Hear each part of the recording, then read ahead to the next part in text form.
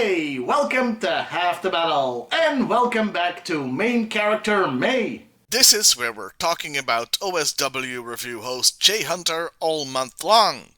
Okay, no we're not, it's Lady J. And today we're gonna talk about her appearances in other media, starting with the comic. She makes her debut in issue 32, and the first thing she does is get catty with Scarlet. God damn it. I wouldn't mind so much, but this is the exact same way they introduced CoverGirl too. It's like a rule: when two women meet in the comic for the first time, they have to get into a fight. And that's all she does in this issue.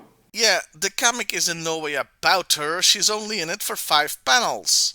Well, she does tell Scarlet she's a replacement, which seems like a taunt, but is actually foreshadowing. As in the very next issue, all the original Joes except Snake Eyes get pulled from the field and put on administrative duties. By the way, in all her appearances up to partway through issue 44, her name is spelled as Lady J, just a letter. Yeah, it took like 12 issues before somebody got the memo. Her next appearance is in issue 34, but it's mostly Ace mansplaining the Sky Striker at her during a cool dogfight. In issue 37, where she's briefly a redhead for some reason, she meets Flint, and she immediately doesn't like him, but I guess that's in a tsundere kind of way. Baka Flint. Okay, it's time to talk about the relationship. He unsuccessfully hits on her a bunch of times, which honestly should have seen him dragged in front of the G.I.Joe equivalent of Human Resources a bunch, until issue 53, where he impressed her by taking on a whole group of eels by himself. I mean, he doesn't do it just to impress her, that's just a bonus. They start hanging around with each other on a more friendly basis after that, and we see Flint get jealous. They're confirmed to be a couple in issue 63, where they're splashing on a beach and holding hands. Not that the relationship didn't have any rough patches. As you can see on the cover of issue 67. And for once, the cover depicts exactly what happens in the issue. But they stay the couple for the entire comic book run.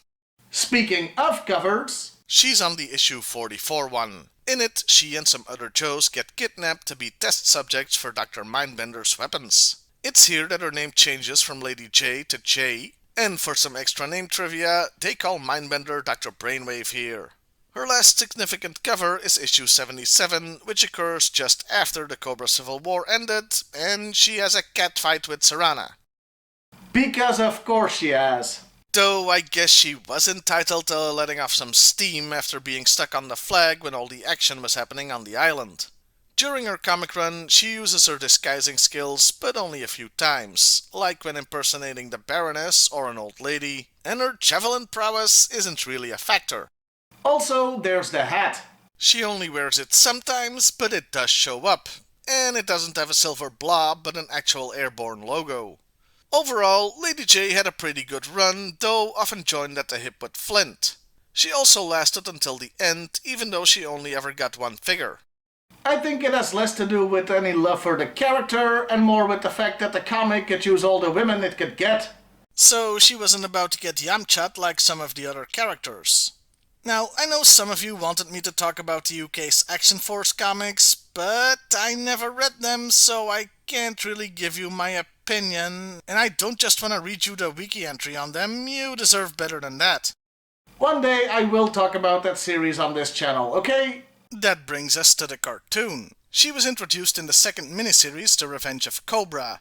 Well, I say introduced, she's just suddenly on the Joe team as if she's always been there, just like most of the new characters in that story. Well, Shipwreck got a real introduction, and he ends up flirting with her, but that's dropped pretty quickly after this miniseries.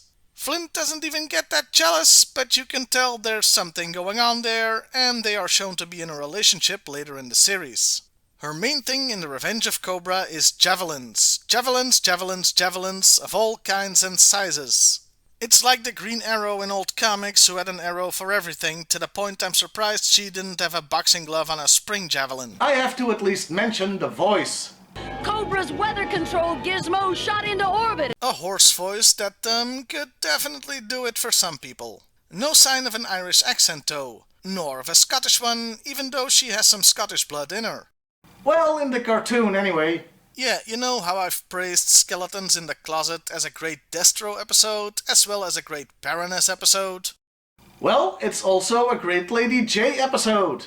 She supposedly inherits a Scottish castle, setting off the events that lead to Destro's family being exposed as a Cthulhu-worshipping cult, just go with it, and the destruction of his ancestral home. Also, that Baroness could get back at him. And the kicker... I actually believed I was related to a G.I. Joe.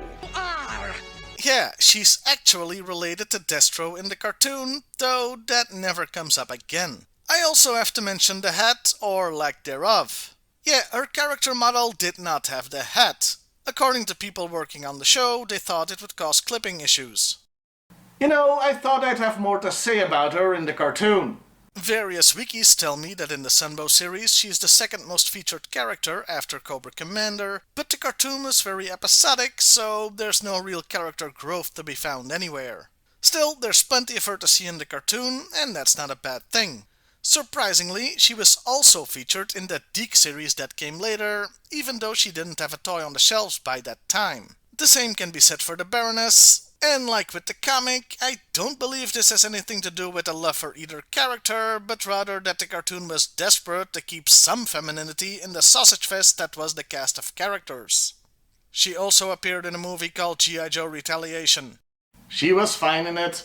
And that was Lady Jaye in the original comic and cartoons. She had a good run. She had a damn good run in both. And although she was teamed up with Flint a lot, she still got to do plenty of stuff on her own, which was nice to see. She's definitely a mainstay of any G.I. Joe universe, which is why we're celebrating her all month. So what's in store for next week? Well, you're just gonna have to wait and see, won't you? Well, I'll see you next time, everybody, and hey, why not like, share, and subscribe if that's your thing? Oh, also, I will talk about the Transformers cartoon and what that implies, just not right now. Yeah, I say this at the very end, just to see if anybody comments on it before getting here. Oh, they're gonna look dumb. Lady,